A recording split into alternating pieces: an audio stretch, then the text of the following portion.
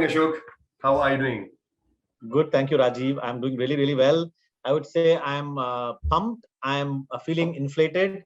Monday morning, I love coming to work. It's like a kick of dopamine just turning up to work.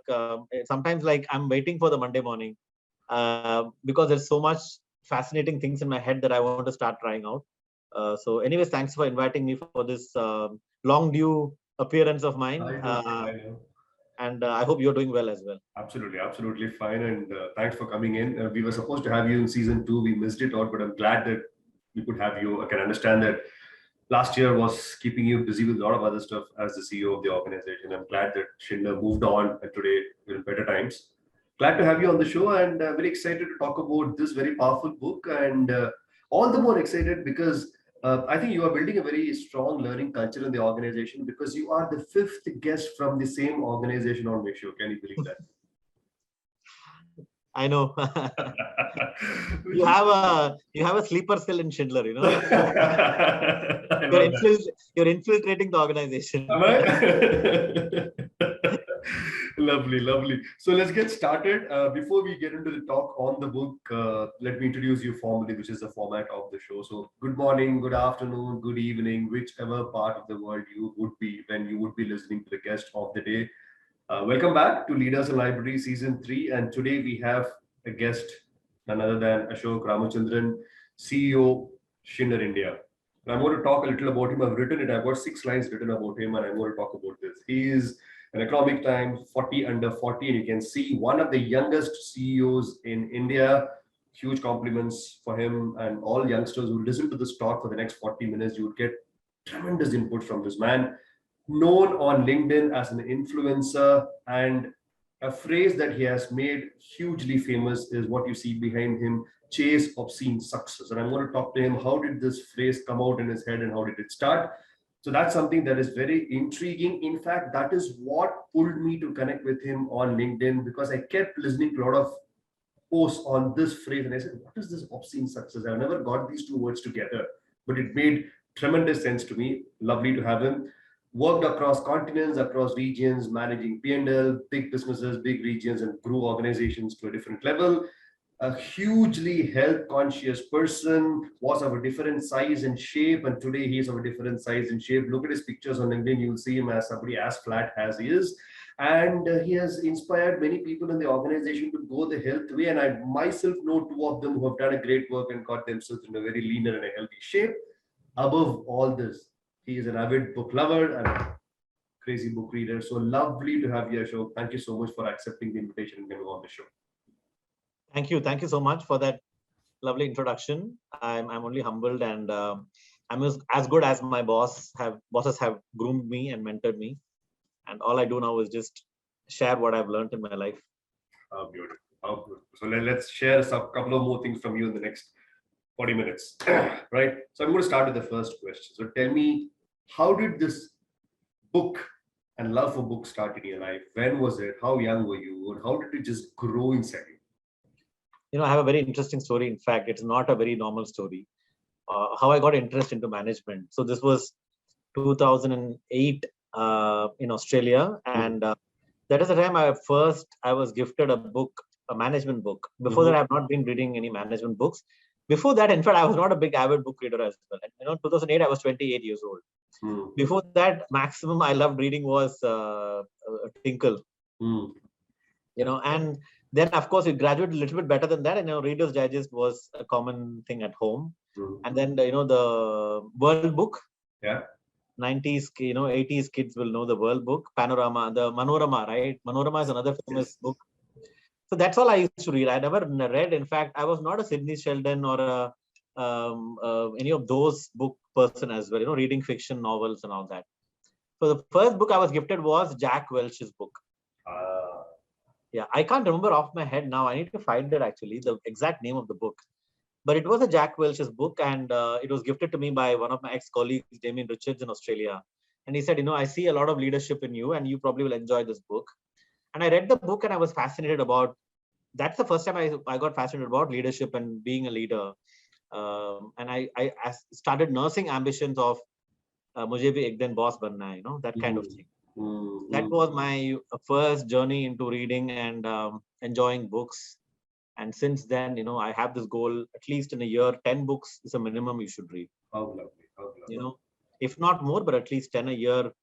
And one good practice I have is I don't just read any book. I have a notebook where I take notes. I always believe that you need to practice what you read. So lot of things I implement is from articles and books that I read.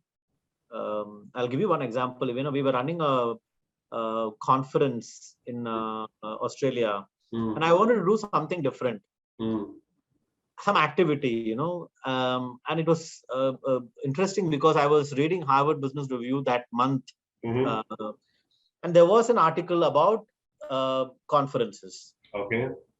And they had suggested a particular game called Give and Get. So basically, if you have like 20 people in a conference, I'm giving an example, you have to make 20 cards, actually 40 cards, 2 cards for each. One card you say, I am very good at whatever topic. I want to give this. And then another card you say, I don't have my skills in this topic. Like I need to improve my time management skills. I need some training on this. So the activity is basically you go and stick it on the wall, you write it down, stick it on the wall. And then whoever has knowledge on that topic within the same peer group, they can come and say, I can do this training. How lovely. How lovely. So it's basically peer-to-peer training. Very inclusive. Yeah. Making sure that we take consultants out of business in the future. So basically it was, how can I teach what I know to my peer? And how can I get something that I need from my peer as well? And that was a great successful exercise. People loved it. We had 150 people in the room, 150 training programs, not 150 training programs. I think common themes was about 30 different topics. And we set it up, then the learning and development team made a whole program with the trainers and when and what, and people got trained. So how beautiful. I'm just trying to give a link between reading books and implementing it. Absolutely. I think it's a great input for all youngsters that many of you who question that books are just concepts for reading and they can't be brought into life. I think the man has killed it here. You can implement any of those concepts written by great authors in those books because they are practical tools and techniques that can be brought out and applied. Yes, please go ahead, guys, and do that. Thank you so much. That was fantastic. And I don't know if the book that you're talking about is The G Story by Jack Welch, if that's what you're talking about. Maybe. Yes. But he wrote a few books on that, Yeah, it is the GE story. It's about his. Story was the most famous in that time. Yeah, how he got recruited into GE, all that, So I can't know exact name, but that is the story. Could be. Lovely. So let's get into the book of the day. I want to show the book to everyone, guys. This is one book, right? The Infinite Game by Simon Sinek. Second best book written by this man, and most of you who follow him on LinkedIn, you would know what impact he has created by the Golden Circle as a concept, as simple as it can be. This is a book that all of you should definitely read if you're looking at growth and developing your organization yourself. Let's listen to this book from the man of the day. So the first question to you, Ashok, is why is it important to lead with an infinite mindset? What is finiteness and what is infiniteness in your own head? Explain that for the youngsters. Okay, so it was eye-opening for me when I read this book for this particular point, because you think about it, any organization, we always say that, like for example, Vodafone, they say that if we're not top 2, we will exit the country.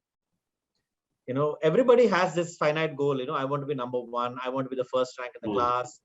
We want to be the best country in the world, etc., etc. But when he gave examples of the whole plant seed, about the seed vault, in Norway, and the kind of influence, I can't remember the guy's name now. It's a very complicated name, right? How that person was able to inspire generations. And even Winston Churchill, the message from the American freedom movement, right? Where again, he talks about, I have a dream, not I have a plan. Yeah. Right? It just makes so much sense. I'm like, my God, why didn't I get this? That was like that aha moment in my life with leadership, because I had also been having a finite goal for organizations that I've been running before this. And I kind of got it. And so why, your question is why should, so first of all, finite mindset is having the specific goal. I want to be number 1, number 2. I want to achieve 60%, 80%, 90%, which many would argue that it's important to have that, that they would say, why shouldn't we have, then how do we know what we're working towards? True. But what infinite mindset, I think, gives you is not just a target, but a purpose for the target. Lovely. The why. Mm. Mm. So in fact, Rajiv, if you ask me to introduce myself, normally whenever I get asked to introduce myself, I always start with my introduction as leadership with love is a quote that defines me as a person. And my goal in life is to create an army of leaders who will go on to achieve professional and personal success. Lovely, lovely. And by the way, I happen to be the CEO of Schindler India. Oh, beautiful. So, so I don't think that what I do defines me, but why do I do what I do is what defines me. So I have an infinite goal in my head now that I want to create an army of leaders. I did not say I want to create 5 leaders. If I say 5 leaders, then I'm done. After 5, what do I do? Should I die? So that's a problem with finite mindset. Like once you hit that goal, then what? And then what's the purpose of that goal? True, right? True. So a lot of people get obsessed about I want to be a millionaire, but if you have a bigger purpose that I want to build the most sustainable organization in the world, then automatically you're going to be a billionaire, not even a millionaire. Very true. Very true. So the success that you get with infinite mindset is exponentially better than a finite mindset. Very true. It's so all pervasive when you say this, right? And there's no stop to it. There's no full stop. It's a dot. It just continues and keeps evolving, and multiple things you do differently to finally keep achieving that, keep solving that, keep reaching that. And most importantly, how can your legacy be continued by somebody else? Yeah. That's even more important. Absolutely. Today, the new way we are running the company in India, not like an engineering company, but like a startup. But the biggest worry is, after me, who can take it to another level? And that will only happen if you have a infinite mindset. Infinite mindset. True. And that's where you're grooming a lot of leaders who can pick it up as your successor, isn't it? Correct. And so that again goes back to your purpose. So we are making the culture as part of the DNA so that it does not depend on one leader. It becomes a movement. I like the word movement. Very true. Very true. Beautifully answered. So I'm going to talk about the next one. And you spoke about the purpose, right? And the word purpose in this book, he beautifully calls it called just cause. And just is the just nobility just, but not the other word just. How do you make people understand this just cause, Ashok? And how should leaders do that? And you're sitting as a CEO, so your input would be very useful for a lot of founders, co-founders of startups. So tell us from that mindset, how do you create that fabric and the thinking in your leaders? When I was reading this book, what really made me think about this particular point is, I was thinking about it from a Schindler context, elevator company. What can be a just cause for an elevator mechanic? A guy who wakes up in the morning, or a girl who wakes up in the morning and says, today I want to go to work because I have to repair an elevator or maintain an elevator. That doesn't seem like a just cause, it seems very transactional. But if I tell them that somebody is going to use your elevator, that you are in charge of maintenance, they have an interview today at 10 o'clock in the 7th floor, which is going to give them their first job. And that first job is going to feed their family. Somebody is going to deliver a baby in the 4th floor. For them, it's very important that the baby is in their life so that they can expand their family. Somebody is going to close a big deal, which could make, I don't know, it could be a deal that could make India the top energy supplier or whatever it is, So there is a dream that everybody is going up when they're using an elevator. How lovely. How can you make that dream a reality? जब मैं ये बोलता हूँ ना एक technician के सामने, तो उसका आंख देखना, you should see his eyes just pops up. Yeah, I'm like, he's like, my God, I never thought this is my job. Very true, very true. And in fact, when we made a corporate video recently, Rajiv, I'll ask Kshitish to send it to you. In fact, you do that. We interviewed a technician and we asked him, why do you think you're coming to work? And he gave this example of how he was going to a hospital for a breakdown, and the one lady who was a 55-year-old lady was waiting for this guy to come because his daughter-in-law was going to deliver a kid, and they had to take the daughter-in-law in the elevator in a stretcher. And he came and he repaired it, and 5 minutes the lift was running, and this lady cried to him and hold his hand and said, I have to thank you, because of you आज मेरी daughter-in-law की delivery होने वाली है, हो गई. How beautiful. And he cried, in that video, he cried. He said, till yesterday I thought my job was to fix elevator, Today, I realize that my job is to get a baby in the world. I mean, can you believe that the moment that shift happens in that man's mind, he will work at the same level in which Ashok, the CEO himself, is working. It will be an Correct. absolute and elevated thought. You are a CEO, is a mechanic, but thinking 80 level to be. Exactly. You know, they don't realize that they built the skyline of India, right? Skyline of the world. If they can see Nariman Point, all those beautiful tall buildings, it's making the postcard that is going and being sold for 100 rupees. It's possible because of elevators. Very true, very true. Right? If he can think of that in his mind and the purpose he's bringing to the work. So for me, just cause is, I think any business, even if you are a data entry operator, you can have a just cause. So for every startup founder, every student, I tell them, this introduction, like any interview, the first question asked is, can you introduce yourself? Now imagine if they can come up with an introduction like the way I introduced myself. Yeah. Not like typically, oh, I'm Ashok Ramachandran, I've done engineering, I've done a master degree. This is what everybody says, na? True. But if they say that, hey, I have a purpose, this is my purpose, this is my cause. I was born in this world for this. If they don't get to the last round of interview or the next question or the interest increases from the interviewer, I will change my name. I'm almost guaranteed that this answer will turn heads. Very true. Very, very true. I think that is a just cause. I think very, very true. What you said reminds me of that famous John F. Kennedy and janitor wala conversation in NASA, right? When he went and asked the janitor what's his job. He didn't say my job is to clean the bathroom. He said, exactly, put the man on the moon. Exactly. That's a just cause there, right there. I mean, that's such a just cause that all of us know famously as a story. I think very, very true. You're very right. If you're able to get that just cause, it suddenly opens up that infinite mind opens, isn't it?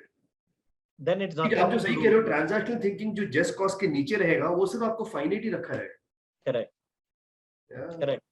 See, then you don't even have to tell the technician you have to go and do maintenance. He will do it, na? You don't have to go and tell them that there's a breakdown, attend to it on a weekend. They will do it themselves because there is a just cause. Very true, very true. I was listening to a talk by a gentleman who was speaking to founders and co-founders in a startup summit, and he made a very powerful statement. Among a lot of things that he spoke, one thing came and hit me as a bullseye. He said, guys, all of you should work for value, creating value, not valuation. And it just came like a bullseye. I said, this makes so much of sense. You work for creating value and not valuation. Right? I think that's the just cause that you are talking about. Totally. Right? Totally. Very true. I love the way you told your mechanic. I mean, just imagine that parent who's waiting for the child, the daughter, the marriage and the different floors, and you're moving up in life, and the elevator actually takes you up professionally and personally. Lovely analogy and metaphor that you brought in. Beautiful. Thank you so much. I'm going to talk about this somewhere with your permission. I'll use your name and talk to a leader somewhere, right? I'm going to borrow this and speak. Sure. I'm going to take you to the next question. And you spoke about building a culture, and that's what is all about, creating leaders at Schindler. And you want to create an army of leaders, you said. Now, there's a beautiful equation that Simon says, culture is equal to values plus behavior. And I'm going to ask you the next 5 minutes to dissect this equation for us. So, when you're, first of all, I want to mention that whenever you're trying to bring an organization to infinite mindset and obscene success, it always can only happen when every single person believes in your just cause. And to me, this basically happens when you are having that kind of a culture in the organization. And culture is, first of all, very fragile. Huh? I have to tell you that. True. Culture is extremely fragile. Today, whatever your leader, in fact, secondly, the leader drives the culture. It is not bottom up, it is top down. Always top down, yes. It is always top down. I want people to understand that. That is why, whenever you're trying to change the culture of the organization, you start from the top and not from the bottom. True. A lot of people, they come to me and they say, Ashok, you're changing the top management, you're changing the VPs, you're changing the GMs. But niche to wahi problems chal raha hai. And I keep telling them, I cannot change from bottom because the bottom, first of all, the pyramid is so big in the bottom. Yeah. And even if the bottom guy, and I have examples of smart people we have recruited, and the manager is not supporting this smart person, He doesn't like smart people. Right. But if I have the smart manager, he will bring smarter people below him. Very true. So when you talk about culture, when you talk about infinite mindset, culture is what drives that. And culture is being very fragile. We have to understand what is culture. Culture is those unsaid rules, the way things happen in the company. How do people treat each other? How do they respect each other? Which we call as behavior. So, if I like to every day, I have this person who comes to bring coffee, tea, water, and all that. And I engage with them, In fact, 2 office boys have already moved out to sales roles. One has gone into back office for a collection of money. My driver in Vietnam is the key account director now after 8 years. Wow. Like I don't have to do that, but I'm just the way that's how I like to treat them, right? I don't just, when they come to bring coffee, I'm like, I have conversations. Ki kya kar rahe ho? Kahan se ho? कितना पढ़ाई किया है और पढ़ाई क्यों नहीं किया, problem क्या है, इंटरेस्ट है क्या. Now when I ask 10 people, 8 of them are not interested, 2 of them are interested. And I'm okay with that, so that is then the behavior that goes everywhere, right? If people talk about it, he'll go and tell, अरे boss ने मुझे ये सब questions पूछा, तो other people also will start doing. So behavior starts spreading. Very true. Right? Sorry, what's the other thing you mentioned? Values plus behavior, culture equal. Yeah, and so behaviors is what is going to define the way I interact every day. And when you talk about culture, so if they say that, for example, everyone knows that Tata has a highly ethical culture. Now, how do we know that? Because whenever we transact with Tata, and if there is the corruption involved, they just walk away. Correct. Right? Again, and that is what is called values. Values is basically what are they allowing and what are they not allowing? What are they tolerating? What are they not tolerating? So if you want to develop a very good culture, first of all, the leader has to show the right kind of behavior in the way he or she speaks, behaves, acts, walks, body language, and what kind of behaviors are accepted from a value perspective. So, like for example, for us, safety is a very important core value. Whenever there is a violation, it's instant termination. After the third strike is termination. Now, even yesterday, I got a message from a frontline employee, who was terminated 1 year ago on safety. And I feel sorry for that guy. He messages me saying, "Sir, 1 saal ho gaya, main mera sabak seekh liya, main fir se nahi karunga." And sometimes I go to fight to HR, ki chalo yaar, le lete hain. Sweet. But HR is like, no, Ashok, we can't. Let us. The wrong example, yeah. And their point is correct. They're saying that let him be alive in some other company. Let him not make a mistake and kill himself. In fact, yesterday night I was watching Runway 34 and Amitabh Bachchan's dialogue. He says, "Agar galti kiya to pehle you should admit your mistakes, then you should improve, and then you should make sure you never repeat it." Because Ajay Devgan gets a 3 months suspension of license. Okay.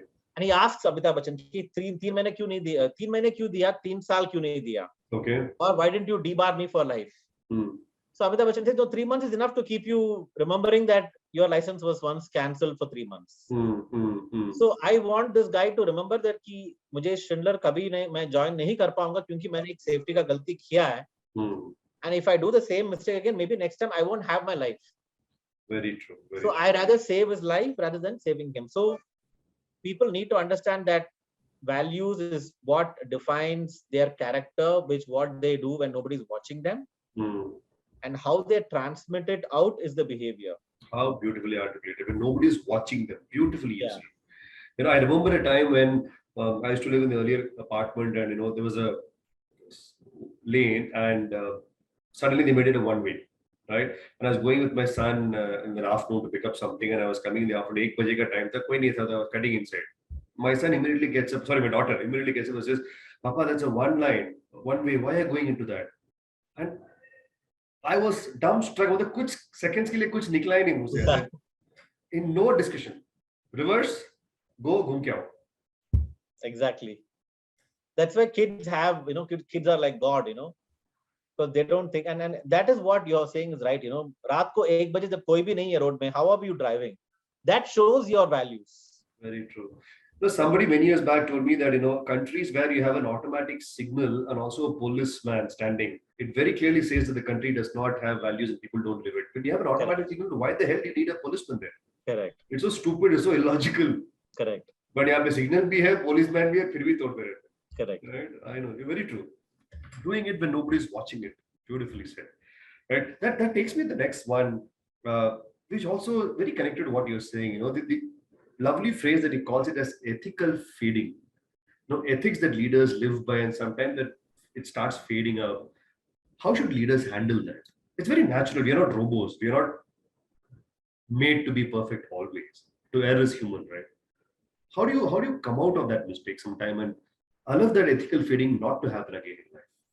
Any story you have in your life that you Rajiv, can talk about? ethical fading, I have to say that at each level of your in the organization, something's acceptable, something's not acceptable. Like I have one example that I remember. When I was in Australia, one day I was standing, next to the IT manager and just having a conversation.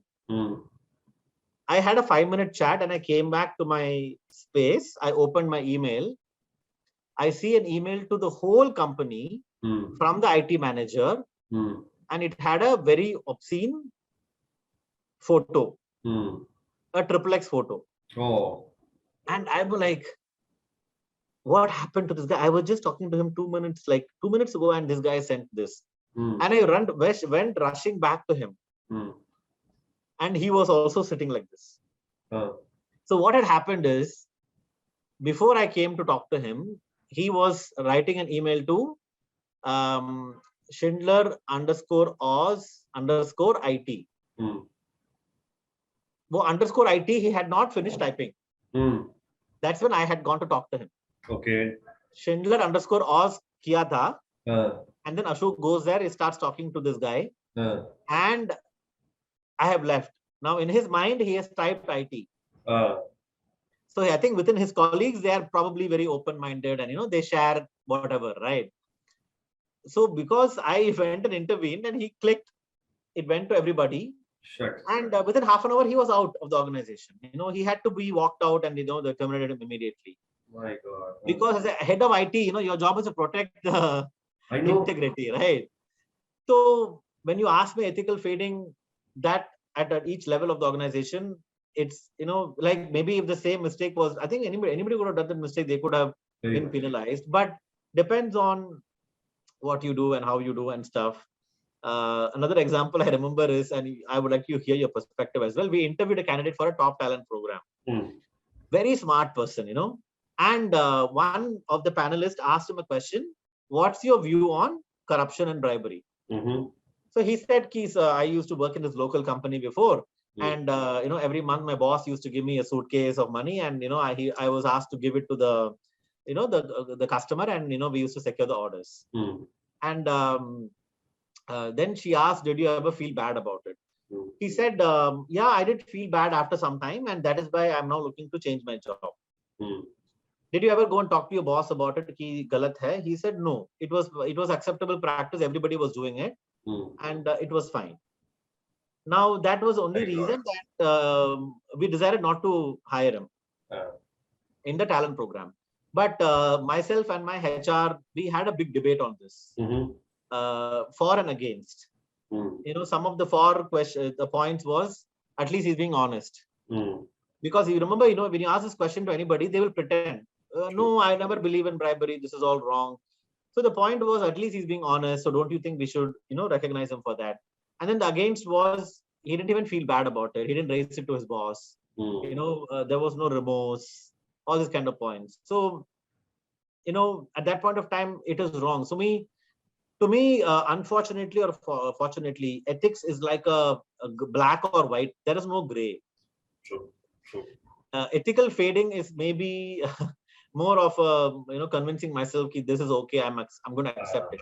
Correct. But otherwise, I think that is why when ex-Prime Minister Kevin Rudd was seen walking into a nightclub, a strip club in US, it was a big hoo-ha. As if the Australian, public don't go to strip clubs. They go, but they can't have the boss, the leader of the country going to a strip club. Correct. Correct. You hold a position there. Correct. And many times, we as leaders need to remember that we have an ethical, moral obligation, what we do and how we do things. Very true. And I in all my courses, I keep talking to leaders, more than you, your image goes before you.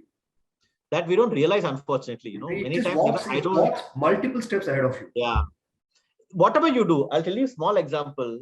Yeah. I went to Noida. In fact, I posted this on LinkedIn also once. I was so tired. I thought I'll cancel this, catch up I had planned with the technicians. I even told the manager ki cancel kara do yaar, and then 15 minutes later, I told him, no, we will go and meet them. I went and met them. And after I met them, I was thanking myself that thank God I did not cancel it, because for them, they have been waiting for this day for the last 6 months. When will Ashok come? When will he meet me? I just want to take a photo with him. And there are people who, pray to my photo every day and all that, so it's an inspiration for them, right? And for me, like, I'm thinking, I'm normal sa aadmi hu. I'm just a normal guy. I mean, what is the big deal about me? But for them, it means a lot, without even seeing me. Yeah. We need to remember this, because even if you say, like, if I just passing remark, I just say that Rajiv, that person's performance was very average, yesterday. And you go and tell that person, hey, Ashok was telling me that your performance is average. Now imagine the verbal diarrhea that goes in his head. True. The mental vomit. True. Arey, Ashok doesn't like me. Maybe I'm going to get terminated. I don't get a salary increase. I'm going to look for a new job. Before it could have been just a passing remark. I would have not even meant what I said. Correct.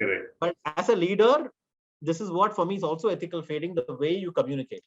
Very true. Beautifully articulated. Yeah, very, very true. I remember my father was a civil servant. I would always ask him that, look, government system में corruption होता है, एक आप अकेले कितना कर लोगे, etc. So my father would always tell me that, look, Rajiv, I know very clearly that this particular kursi that I'm holding is not permanent. It's just a 4-5 year kursi. I'm going to be transferred to some other place. I don't give a damn what my predecessor did. Neither do I care about what my successor is going to do. But I definitely care about what can I do as long as I'm holding this seat, because my signature can make a lot of changes in the entire Indian system. Exactly. Till that, I'm going to do that.